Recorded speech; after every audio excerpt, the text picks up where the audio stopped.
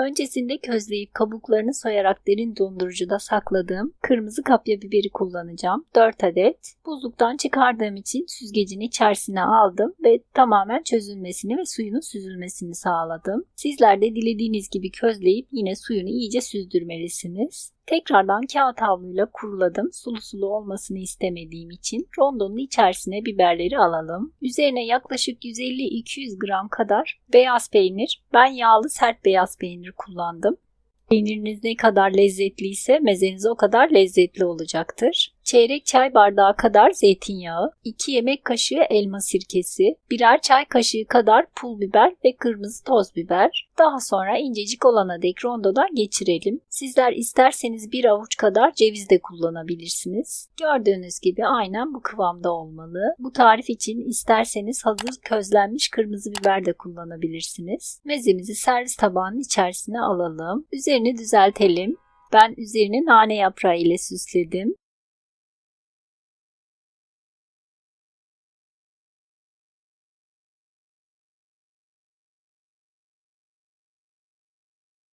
Bir adet küçük boy kuru soğan.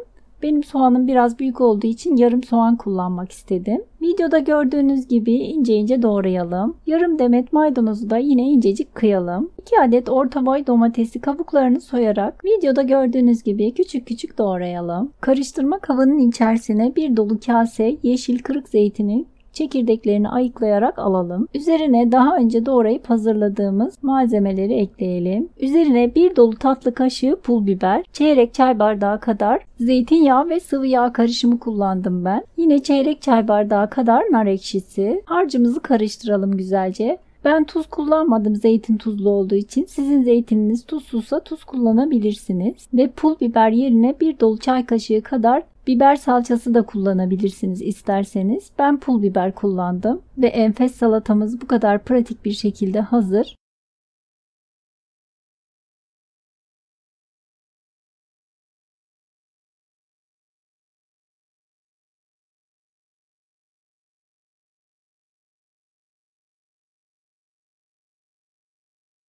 Dört adet yumurtayı çukurca bir kabın içerisine aldım. Üzerine bir kase çatalla ezmiş olduğum beyaz peyniri ekliyorum. Çatal ile ezerek çırpıyorum. Birkaç dal ince kıyılmış maydanoz ekliyorum. Seviyorsanız dereotu veya taze soğan da ekleyebilirsiniz. Sevmiyorsanız maydanoz da eklemeyebilirsiniz. Daha sonra az bir miktarda tuz ve karabiber ekliyorum. Tuzunu fazla eklemiyorum. Beyaz peynir eklediğim için omletim tuzlu olabilir daha sonra. Tekrar bir karıştırıyorum. Bir kasenin içerisine hafif tepeleme 3 yemek kaşığı unu aldım. Üzerine bir dolu çay kaşığı kabartma tozu ekliyorum ve karıştırıyorum. Daha sonra unu yumurtanın içerisine ilave ediyorum. Çırpıcı ile iyicene karıştırıyorum. Bir tavanın içerisine yaklaşık 1 yemek kaşığı kadar sıvı yağ, 1 tatlı kaşığı kadar tereyağı ekliyorum ve eritiyorum. Üzerine omlet harcını döküyorum. Üzerini düzeltiyorum ve tavanın kapağını kapatıyorum. Kısık ateşte yaklaşık 6-7 dakika kadar altı kızarana dek pişiriyorum. Bakın yaklaşık 7-8 dakikadır pişiyor. Altı gayet güzel kızarmış. Çeviriyorum. Daha sonra 1 tatlı kaşığı kadar tereyağını alt kısmına da koyuyorum. Tekrar tavanın kapağını kapatıp bir 6-7 dakikada diğer yüzünün pişmesi için bekliyorum. Kısık ateşte pişiriyorum. Artık servis için hazır. Sıcak sıcak servis ediyorum.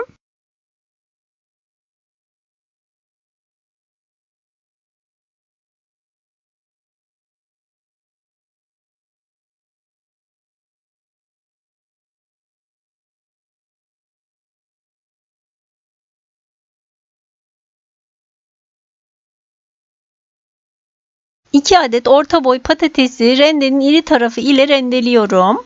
Üzerine çok az bir miktarda tuz ekleyip karıştırıyorum. Hayvanca bir tavanın içerisine yaklaşık 1 yemek kaşığı kadar sıvı yağ ekleyip fırçayla her tarafına sürdüm. Daha sonra rendelenmiş patatesi üzerine yayıyorum. Tavanın dibine düzelterek yerleştirdim. Tavanın kapağını kapatıyorum. Kısık ateşte patatesi pişmeye bırakıyorum. Patatesler hafif yumuşayıp hafif altı kızaracak. Bu sırada üzerine sosunu hazırlamak istiyorum. Bir kase küp küp doğranmış olan sucuğu 1 yemek kaşığı kadar sıvı yağı tavanın içerisine aldım.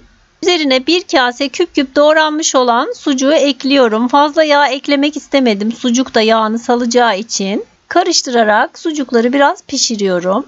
Üzerine 2-3 adet ince doğranmış sivri biberi ekliyorum. Onu da biraz kavuruyorum. Daha sonra 1 adet orta boy domatesi kabuklarını soyup küp küp doğradım. Onu da içine ekledim. 2-3 dakikada bu şekilde pişiriyorum. Daha sonra ocaktan alıyorum. Bu sırada patatesim de pişti. Yaklaşık bir 8-10 dakika kadar pişirdim. Tavanın tabanını yağladım fırça ile.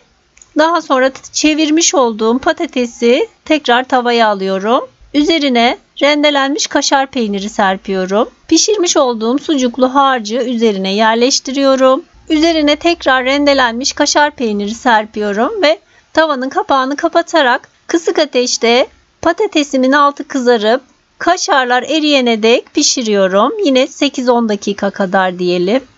Bakın patatesim pişti, kaşarlar eridi. Sıcak sıcak servis tabağına alıyorum ve sıcak sıcak servis ediyorum.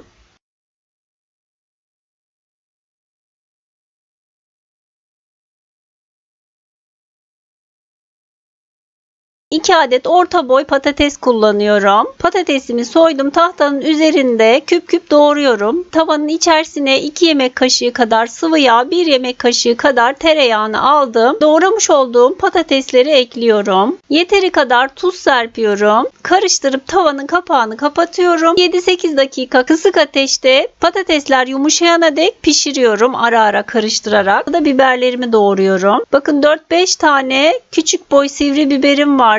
Küçük küçük doğruyorum. 1 adet orta boy kırmızı kapya biber, onu da küçük küçük doğruyorum. Yaklaşık 8 dakika gibi bir sürede patatesler pişti. Üzerine doğramış olduğum kırmızı ve sivri biberi ekliyorum. Karabiber ve pul biber ekliyorum. Karıştırıp tekrar kapağını kapatıyorum. Bir 5 dakika kadar da biberlerin pişmesini bekliyorum. Sucuğu doğrayacağım. Yaklaşık 100 gram kadar sucuğum var. Yine küp küp doğruyorum onu da. Biberler de pişti. Üzerine doğramış olduğum sucukları ekliyorum. Birkaç dakika daha ara ara karıştırarak sucuğu pişiriyorum. Daha sonra üzerini düzeltiyorum. 3 adet yumurtayı çatalla çırpıyorum. Üzerine döküyorum yumurtayı. 1 kase kadar rendelenmiş kaşar peyniri serpiyorum üzerine. Tavanın kapağını kapatıyorum. Kısık ateşte kaşarlar eriyene dek pişiriyorum. Servis için hazır.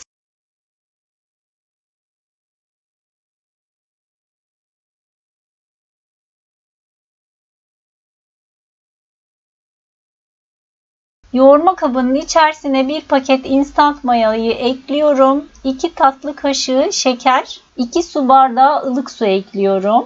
Çırpıcı ile karıştırıyorum. Üzerine bir tabak kapatıp yaklaşık 10 dakika kadar bekletiyorum. Daha sonra ununu azar azar ilave ediyorum. Ununu ekledikten sonra bir dolu tatlı kaşığı tuz ekliyorum. Tahta kaşıkla karıştırarak azar azar ilave ediyorum ununu.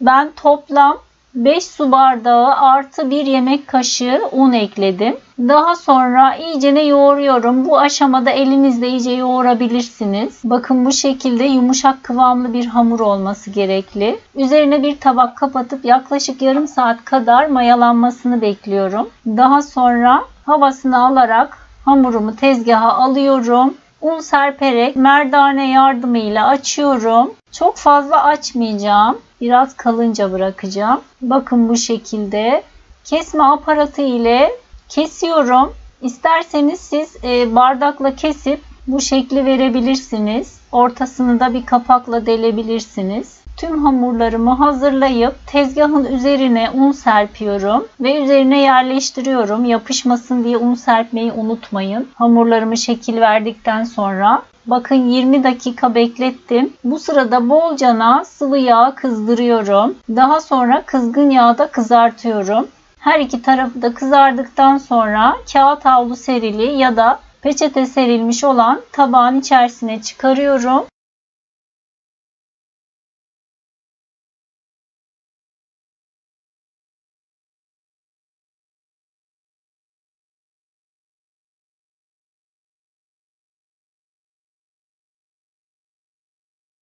Yoğurma kabının içerisine 2 adet yaş mayayı aldım. Üzerine 3 yemek kaşığı toz şeker, 2 su bardağı ılık su ekliyorum ve maya eriyene dek karıştırıyorum.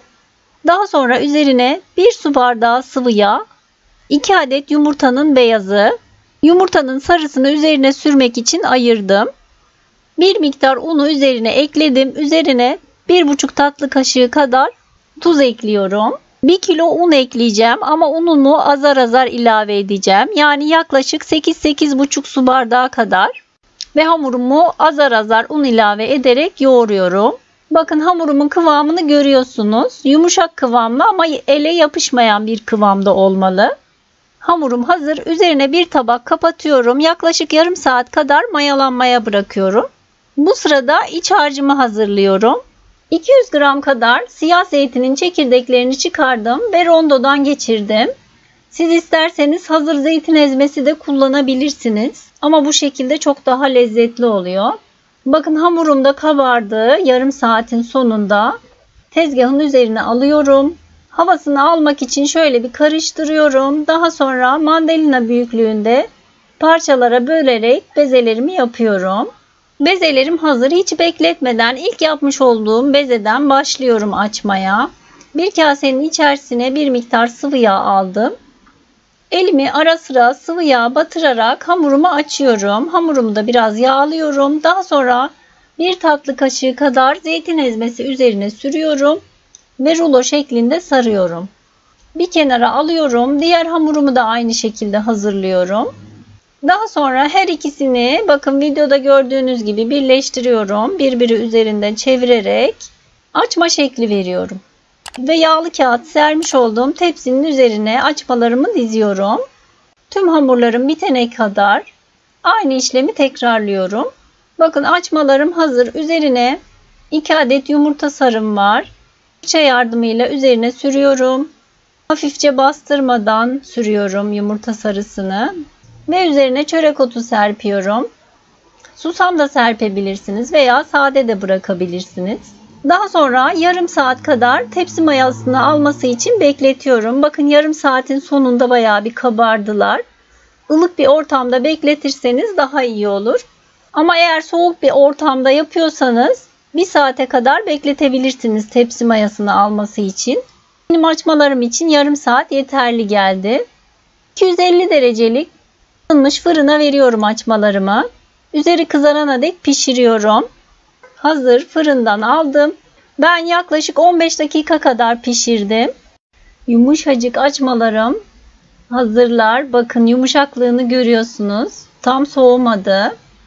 Bakın sizlere içini de göstermek istiyorum. Gerçekten bu açma çok güzel oluyor. Sizlere de denemenizi tavsiye ediyorum. Denediğinizde çok beğeneceksiniz. İçini de görüyorsunuz. Deneyecek olanlara şimdiden kolay gelsin ve afiyet olsun. Beğeni ve yorumlarınızı bekliyorum. Videomu izlediğiniz için teşekkürler.